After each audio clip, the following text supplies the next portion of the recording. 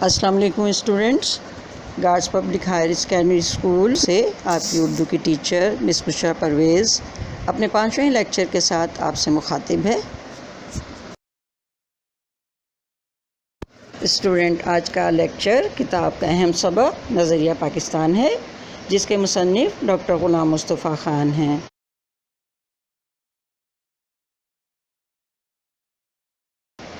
اس سے پہلے آپ نے کتاب سے 2 مضمون پڑھے ہیں اور اب یہ ہمارا تیسرا مضمون ہے۔ مضمون میں اس لیے کہہ رہی ہوں کہ بیٹا درمیان میں ہم نے 2 نظمیں بھی پڑھی ہیں جو اشعار کی صورت میں تھیں، اور اب پھر دوبارہ ہم مضمون پڑھ رہے ہیں۔ اب یہاں میں وضاحت کر دوں کہ مضمون کیا ہے۔ مضمون نثر کی وہ صنف ہے جس میں کسی بھی متعین موضوع پر اپنے خیالات و جذبات و احساسات کا تحریری اظہار کیا جاتا ہے، لیکن اس کی کوئی قید نہیں کہ مضمون کا کوئی موضوع ہو۔ کسی بھی موضوع پر، دنیا کے کسی بھی معاملے پر یا مسئلے پر مضمون لکھا جا سکتا ہے، لیکن اس کی ایک خاص ترتیب ہوتی ہے جس میں جو بھی مسئلہ زیر بحث ہو اس کا تعارف کیا جاتا ہے، حمایت یا مخالفت میں دلائل دیے جاتے ہیں، لیکن نتیجہ جب ظاہر کیا جاتا ہے تو اس کے لیے نظم و ضبط اور توازن مناسب انداز میں ضروری تحریر کیا جاتا ہے۔ سبق نظریہ پاکستان کے مصنف ڈاکٹر غلام مصطفیٰ خان کا تعارف۔ آپ 1912 میں جبل پور میں پیدا ہوئے۔ انجمن اسلامیہ ہائی اسکول جبل پور سے میٹرک کے بعد علی گڑھ کالج سے ایم اے کی ڈگری حاصل کی، پھر ناگپور یونیورسٹی سے پی ایچ ڈی اور LLB کی ڈگریاں حاصل کیں۔ بعد ازاں کنگ ایڈورڈ کالج میں اردو کے استاد مقرر ہوئے۔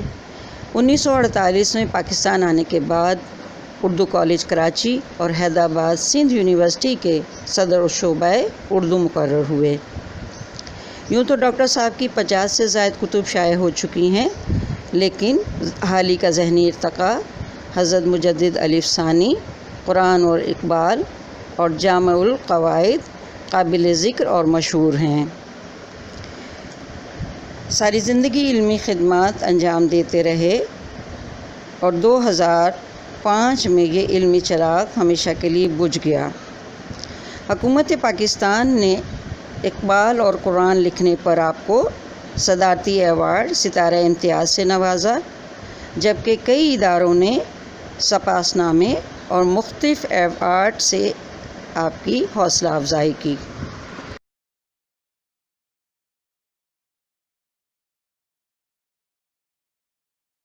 قیام پاکستان سے پہلے مسلمانوں کا دینی اور سیاسی پس منظر۔ سبق نظریہ پاکستان کا مرکزی خیال بتانے سے پہلے میں یہ سمجھتی ہوں کہ آپ کو قیام پاکستان سے پہلے مسلمانوں کے دینی اور سیاسی پس منظر سے آگاہی ہو۔ سب سے پہلے مغلیہ سلطنت کی بات کروں گی۔ بادشاہ اکبر کی بے جا رواداری اور ملکی سیاست میں ہندوؤں کے عمل دخل کی وجہ سے ملک میں کافرانہ طور طریقے اس قدر رائج ہو گئے تھے کہ مسلمانوں کی آزادی خود ان کے دینی معاملات میں بھی ختم ہو گئی تھی۔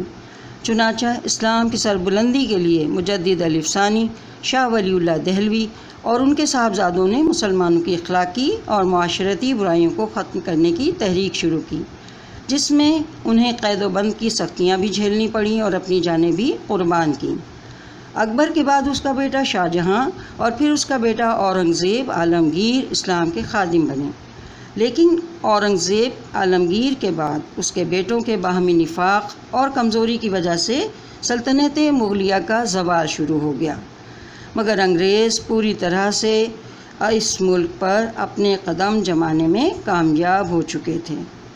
لہٰذا 1857 کی جنگ آزادی میں مسلمانوں نے دوبارہ اپنے قدم جمانے کی بھرپور کوشش کی، لیکن انگریزی اقتدار اس قدر مضبوط اور مستحکم ہو چکا تھا کہ انہیں کامیابی نہ مل سکی۔ اس صورتحال سے مسلمان انتہائی پستی و زوال کا شکار ہونے لگے۔ مجبوراً سر سید نے انگریزوں سے مفاہمت کو غنیمت جانا اور مسلمانوں کی تعلیمی، اخلاقی اور تہذیبی اصلاح پر توجہ دی اور ان کے دلوں سے احساس محرومی اور کمتری کو دور کرنے کی بھرپور کوشش کی۔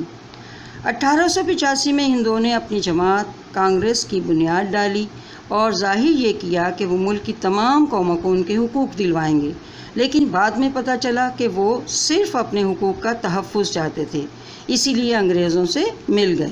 انہوں نے مسلمانوں کو ان کے کاروبار، ان کی جائیدادوں سے بھی محروم کیا اور خود سرکاری ملازمتوں پر قابض ہو گئے۔ 1906 میں نواب محسن الملک نے کل ہند مسلم لیگ کے نام سے مسلمانوں کی ایک علیحدہ تنظیم بنا لی، مگر ہندوؤں نے پورے ملک میں سازشوں کے جال پھیلا دیے۔ اسی زمانے مسلمانوں کو ہندو بنانے کے لیے شدھی تحریک اور انہیں ختم کرنے کے لیے سنگٹن کی تحریکیں شروع کی گئیں، مگر مسلمان بھرپور جوش و ولولے سے آگے بڑھنے لگے۔ انہیں یقین ہو گیا تھا کہ ان کا دین، ان کی تہذیب اور ان کی معاشرت سب کچھ غیر مسلموں سے مختلف ہے، اسی لیے کسی حالت میں بھی ہندوؤں سے تعاون نہیں ہو سکتا۔ چنانچہ 1930 میں الہ آباد کے اجلاس میں علامہ اقبال نے مسلمانوں کے لیے علیحدہ وطن بنانے کی تجویز پیش کر دی۔ یوں ایک نظریہ، ایک سوچ پاکستان کی صورت میں سامنے آیا اور قائد اعظم محمد علی جناح کی لیڈرشپ میں پاکستان دنیا کے نقشے پر معرض وجود میں آ گیا۔ سبق نظریہ پاکستان کا مرکزی خیال و خلاصہ۔ سبق نظریہ پاکستان کے مصنف ڈاکٹر غلام مصطفیٰ خان نے تاریخی حقائق کو واضح کرنے کے لیے یہ فکریہ مضمون لکھا ہے، جس کے پس منظر میں 3 باتوں پر اظہار خیال کیا گیا ہے۔ نمبر 1، قیام پاکستان کا پس منظر، نمبر 2، مسلمانوں کا سیاسی پس منظر، اور نمبر 3، نظریہ پاکستان کی وضاحت۔ وضاحت سے پہلے ہم نظریہ کو دیکھتے ہیں کہ نظریہ کیا ہے۔ نظر کہتے ہیں دیکھنے کو، اور نظریہ سے مراد ایک سوچ یا فکر ہے، یعنی غور و فکر کرنا، کسی بھی مسئلے پر سوچنا۔ گویا کہ ہمارے آباء و اجداد نے بر صغیر کی تقسیم اور مسلمانوں کی قومیت کی تشکیل ایک ایسے نظریے پر کی جس کی بنیاد نبی صلی اللہ علیہ وآلہ وسلم نے قائم کی تھی۔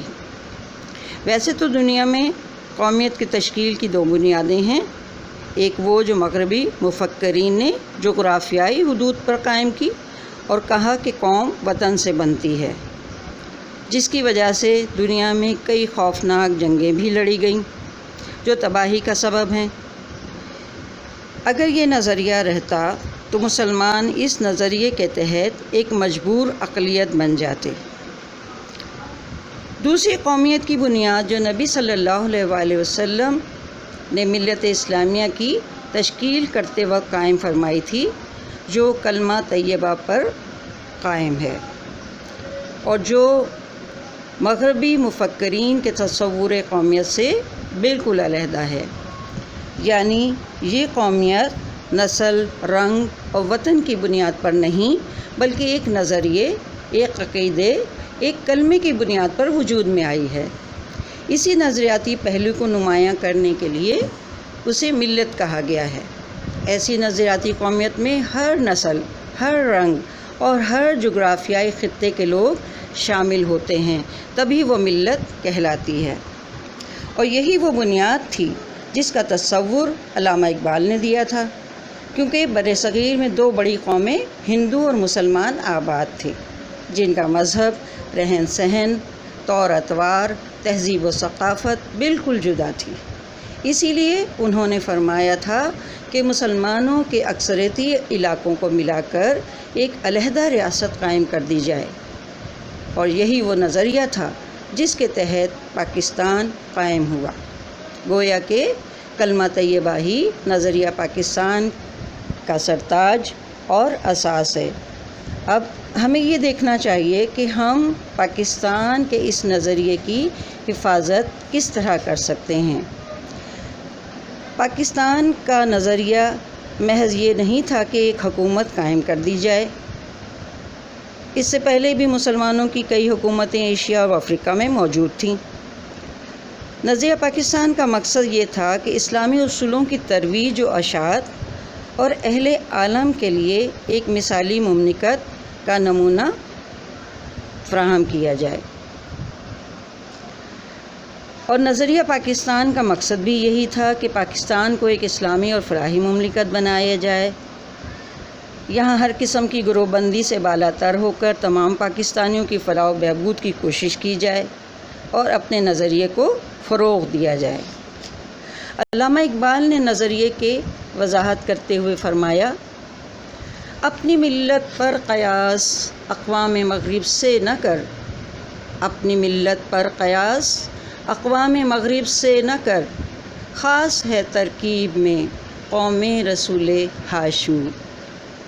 ان کی جمعیت کا ہے ملک و نسب پر انحصار، ان کی جمعیت کا ہے ملک و نسب پر انحصار، قوت مذہب سے مستحکم ہے جمعیت تیری۔ یعنی یہ ہمارے لیے پیغام ہے کہ ہمارا نظریہ خالص کلمہ طیبہ کی بنیاد پر ہے، جس کی ہمیں حفاظت کرنی چاہیے اور اس کی اساس کو مضبوط کرنا چاہیے۔ سبق نظریہ پاکستان کی مشق صفحہ 46، 47 اور 48 پر دی گئی ہے۔ سوال نمبر 1 میں 5 سوال ہیں جو آپ کی کتاب میں موجود ہیں، ان کے جوابات، اور کچھ آپ نے خود اپنے الفاظ میں لکھنے ہیں۔ سوال نمبر 2 نظریہ پاکستان کا خلاصہ اپنے الفاظ میں لکھنا ہے۔ سوال نمبر 3 خط ہے جو آپ نے لکھنا ہے اپنے قواعد کے حصے میں، یعنی نظریہ پاکستان کے تحفظ کے لیے آپ کیا کرنا چاہتے ہیں، ٹھیک ہے۔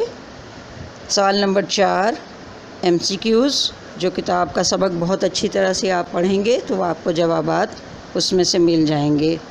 سوال نمبر 5 یہ روزمرہ بول چال میں جو ہم فقرے بولتے ہیں اس میں ترتیب کیا دی جاتی ہے الفاظ کی، اس طرح سے آپ نے ان جملوں کو ترتیب سے خود اپنے صحیح الفاظ میں لکھنا ہے۔